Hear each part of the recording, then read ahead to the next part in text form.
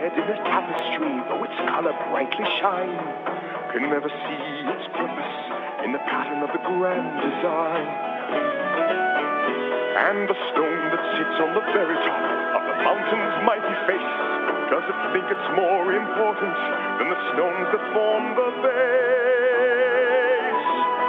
So how can you see what your life is worth, or where your value lies? You can never see through the eyes of man. You must look at your life through heaven's eyes. Good morning, Discovery, and a special good morning to Mike Barrett. What you just listened to was Through Heaven's Eyes from the Prince of Egypt, and that comes with a very special hello from Mike's family. Well, good morning, Mike, and thanks to my crazy, wonderful family. It's great to be back in space again, and wish everybody could see what we're seeing through our eyes up here, too, as well. And look forward to working with you today. Thanks, Mike, and congratulations from all of us down here to you and your crewmates for making it to orbit. Hey, Steve, we're getting ready to do our handover down here from Orbit 3 to Orbit 1. You guys can start your day. But also wanted to let you know we're having a very nice ceremony down here for Mike Marsh, who's celebrating his 119th shuttle mission that he's working as GC here in the White Vicar. Well, Mike, first of all, you know, it's a great milestone for you to celebrate all these missions you've done. According to my information, you have participated in supporting every single shuttle mission we have ever flown, which starts all the way back to STS-1. I won't tell you where I was when STS-1 launched, but congratulations on working all of those as a ground controller for shuttle ops. And Mike, on behalf of the crew, we really, really appreciate all your hard work down there. You know, seeing your faces when we walk in there and knowing you guys are working it makes us feel real confident up here. So congratulations to you, and I know that you wouldn't be as big of a success if you didn't have a great family standing behind you. So congratulations to all of you as well.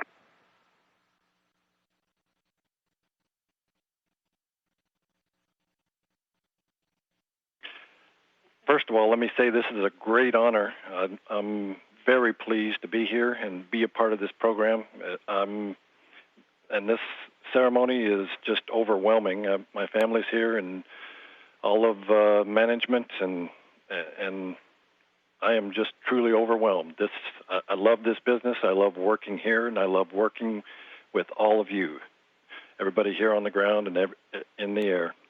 Thank you very much. You bet, Mike, and again, congratulations to you on being there for the program. You know, you go around this program and you see people everywhere that have been working in this program for many years. Not too many worked it from STS-1, but there's still quite a few out there that have done that as well. And you know, I'm just looking out the window here, going over the Earth, like right over the middle of Africa right now, and thinking about how cool it is to be up here doing this. But what's even more impressive to me about the whole spaceflight business is when you have a large team like we have doing something incredibly complex, and most people don't understand how complex it really is, and yet we pull it off successfully year after year, mission after mission, and all the stuff that you guys do on the ground to make it all seem seamless to us. So it's good once in a while, I think, for all of us to kind of step back and think about what we're really doing, and because we're a set of very few people in the world that ever get to do this. Thank you very much. This is the flight deck, looking there on the far right-hand side at the pilot, Eric Bowe. The crew is getting ready to conduct a course correction burn. This will adjust Discovery's velocity by 10.3 feet per second. Right. The crew's had a very busy morning so far. They've got an even busier day ahead as they get ready to not only conduct a couple of these course correction burns, but also this orbiter boom sensor system survey today. They will start off with the right wing, the starboard wing, then move that orbiter boom sensor system over to the nose cap, and then finally wrap up with the port wing on the left-hand side. All of these images will be downlinked to the team here in Houston. They'll take a look at them over the next couple of days to make sure that Discovery's thermal protection system, and namely those forward portion of the wings and that reinforced carbon that's on the front part of the nose cap, has fared well during yesterday's launch. 10 seconds to go.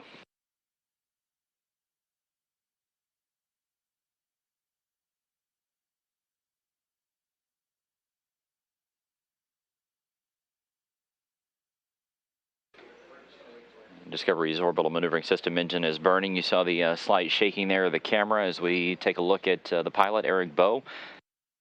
There on the right-hand side of the cockpit inside Discovery, watching over this engine as it burns down.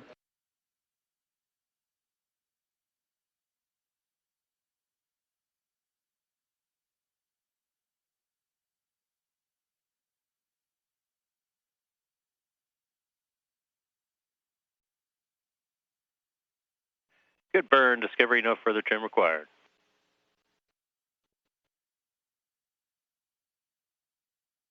Copy.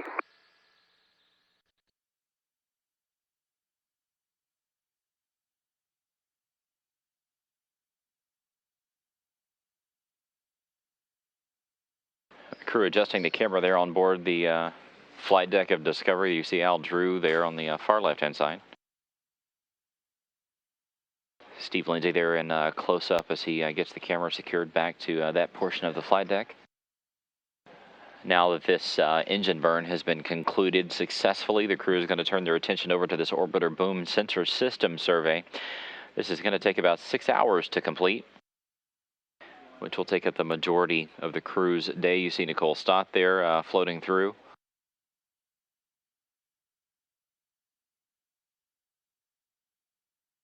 At this point, the shuttle's robotic arm is still hovering above where it is normally stowed on the left-hand side of the shuttle's payload bay. That's the port side.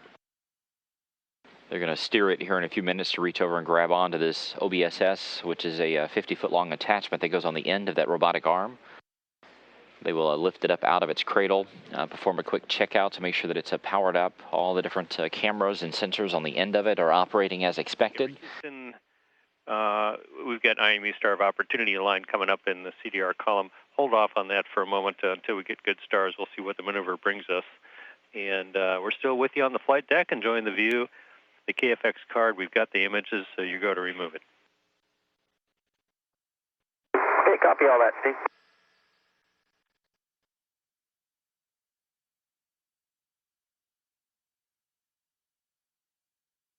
The very tip end of the shuttle's robotic arm there at the top center portion of your screen.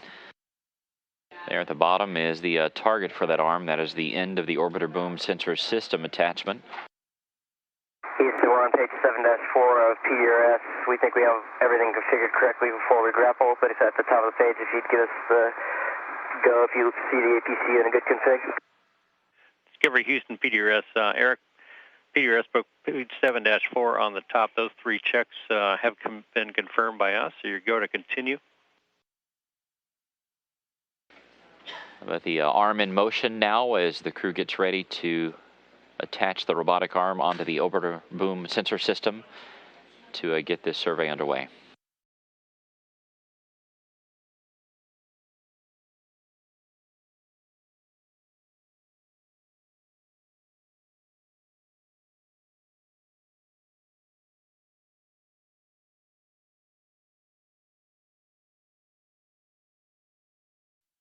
As Discovery flies about 150 miles above Africa, you can see that the orbiter boom sensor system attachment that's on the end of the shuttle's robotic arm has been lifted up out of the right side cradle of Discovery's payload bay.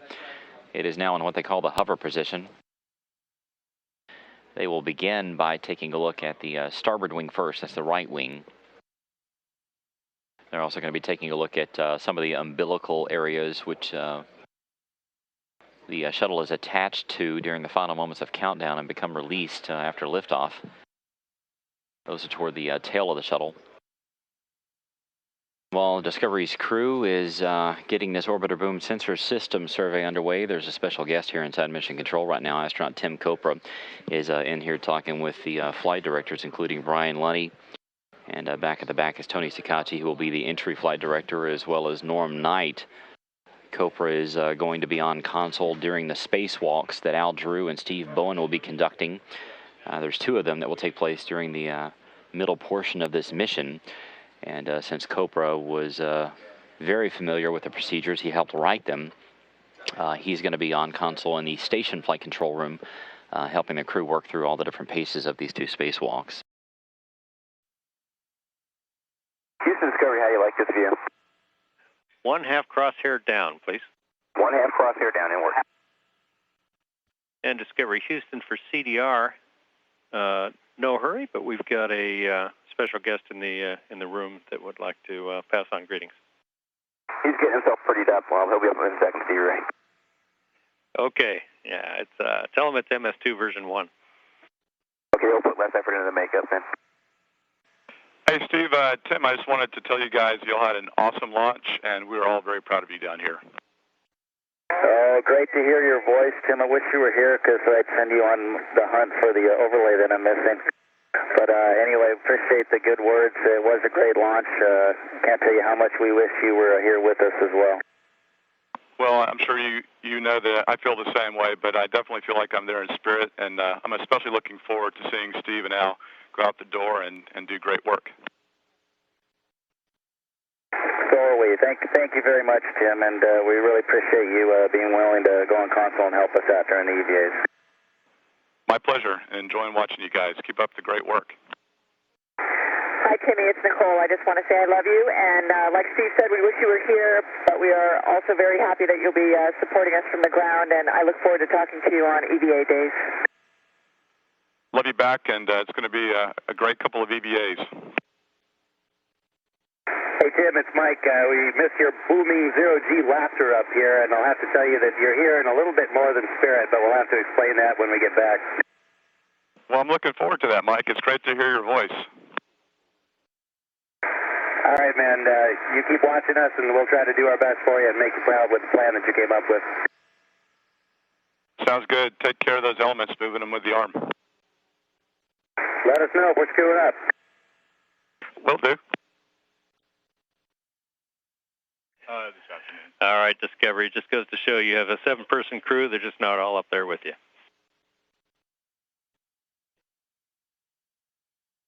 Absolutely. This is Mission Control Houston. We want to step away from the OBSS inspection for a few minutes and show you this live video on board the International Space Station. The crew is opening up the Kepler automated transfer vehicle. It arrived at the station yesterday, docked shortly before Discovery's liftoff. But it is bringing up several tons of supplies for the crew. It is installed on the back end of the Russian segment, the Zvezda service module. But the crew is busy opening it up and going inside. They've put on some masks a few minutes ago. This is standard protocol. Anytime they open up a new piece of the station or any kind of vehicle that greets them, all that is to do is to protect them from any sort of dust or debris that could come loose during the launch and ascent of that vehicle. And of course it would float up in the weightlessness of space, but they've cleared the environment. Alexander Clary there is preparing the hatch in between the two vehicles.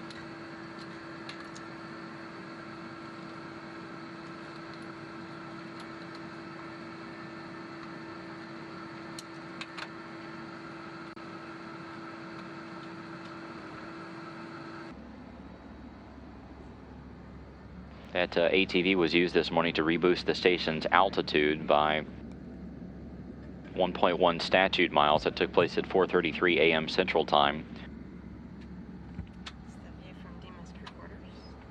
The crew's going to be very busy not only with this STS-133 mission, but also unloading all the different cargo inside ATV. Oleg, how is it? Over the next several days and weeks. Yeah, it's fine. Smells okay? So Oleg Skripochka there. One more sample. Okay. Formaldehyde is not present. What about carbon monoxide? Okay. It's good to check for everything.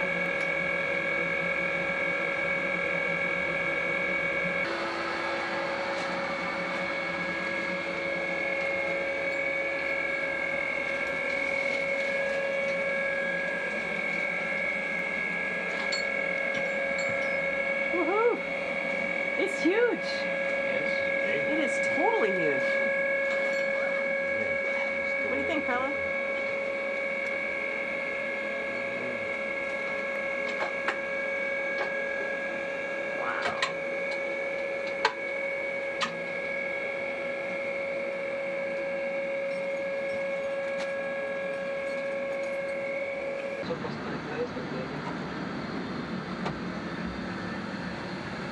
Отвечаю, выглядит. Есть пробы на ЦО и на фототекит. И изменение цвета шкалы нет. There's Expedition 26 Commander Scott Kelly there inside. You get a sense of exactly how big this ATV actually is. It's enormous. This place is giant. This is all Katie's stuff. And Paul, when is this? 28 maybe? Doc? June? I don't know. Maybe 5 months? Probably 6 months, something like that. A lot of Okay, if I remember correctly, this guy goes here. Oops, sorry. На переходнике становится. Так, ОБС отключено. Отключено вот. Схема моторизации. Подключить перемычки. Рисунок 25. 25. Перемычки. Так, одна перемычка идет ФПП. This is Mission Control, Houston. Once again, we're watching playback from the Expedition 26 crew as they opened up the ATV that docked with the station yesterday. They are already busy getting everything moved out of it and get all the cargo unloaded and stored inside the space station complex.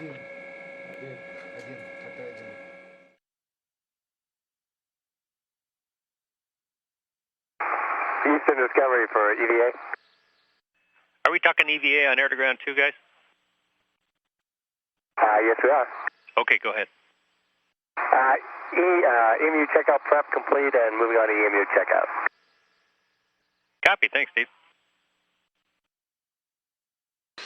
While this survey of the orbiter boom sensor system in the left wing of Shuttle Discovery continues, the crew inside rapidly moving through the steps to get the 2 space suits that Al Drew and Steve Bowen will be using checked out.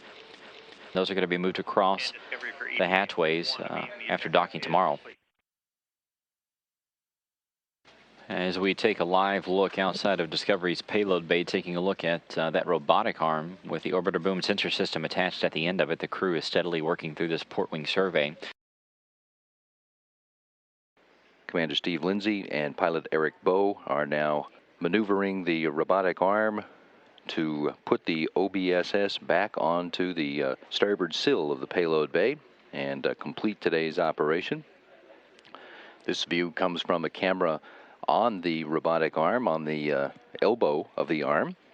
Looking down the forearm, you can see the end effector where it is has a grip on the end of the OBSS.